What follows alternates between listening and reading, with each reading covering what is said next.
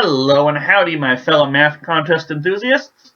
We're looking now at question number 17 on the Fermat paper. That's the grade 11 multiple choice contest put out by the University of Waterloo. You can find their website in the description for the video. The 2004 Fermat paper. So we're up to question 17. What does 17 say? An increasing sequence is formed so that the difference between consecutive terms is constant. This is something that's also known as an arithmetic sequence, where the difference between terms is constant, although an arithmetic sequence doesn't have to be increasing. They did tell us increasing in the question. If the first four terms of this sequence are x, y, 3x plus y, and x plus 2y plus 2, then the value of y minus x is... Okay. So, this may or may not be one of those questions where you can't actually figure out x and y. I think we'll be able to work out what x and y are. Probably. And so then we can just do y minus x. Although there's always a possibility there are questions like this that they've popped up. I've done them in past videos. I'm sure I'll do them in future videos, where there's a situation where you just can't get individually x or individually y, but you can get y minus x. Just by, creating some equations, adding some together and subtracting others. There's also, and this is a little more likely, the possibility that we could get x and y on their own, but that there might be some really fast, quick way to just do x or y minus x. So we'll look for something like that, because anything we can do to save time is great. It's valuable. It gives us more time for the hard questions, presumably part C, but really any question could be hard if we're unfamiliar with the concept. All right, so what have we got? Well, one thing I notice is, I'm going to write down my sequence here, but one thing I notice is that the difference between consecutive terms is constant. What's the difference between these two terms? Y minus x. And isn't that what we're looking for? Another thing I see, the difference between these two terms, 3x plus y minus y is going to be 3x, so it's the same as doing 3 times x. And that's pretty interesting, so we'll be able to rearrange that equation.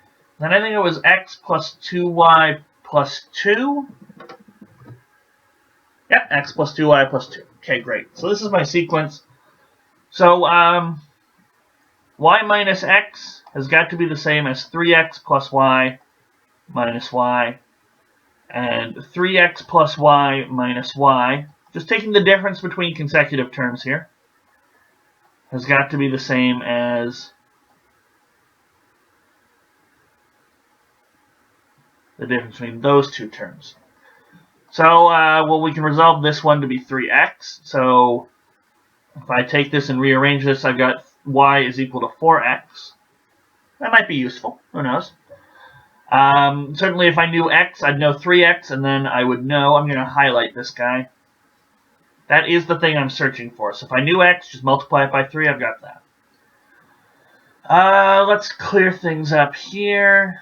This becomes 3x, and then 2y minus a y will get a y. X minus 3x is a negative 2x, and then we've got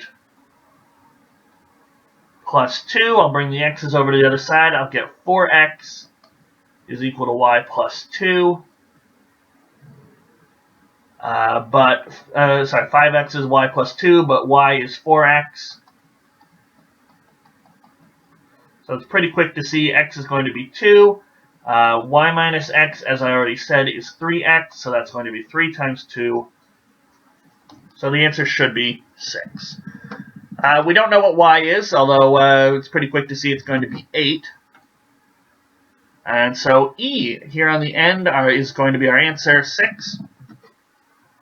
If we wanted to, knowing that it's pretty quick, from x equals 2, it's pretty quick that y is going to be equal to 8, we could actually check, does this sequence actually work? 6 plus another 8 is going to be 14, and then 2 plus 16, so that's 18 plus 2 is 20. And yeah, these all have a difference of 6. So this really is the sequence they were talking about. Great. So we just did a little double check. You don't have to do that, especially if you're confident in your answer. I was confident in my 6. But it's nice if you got extra time, go back and do little double checks for you to make sure you got the right thing.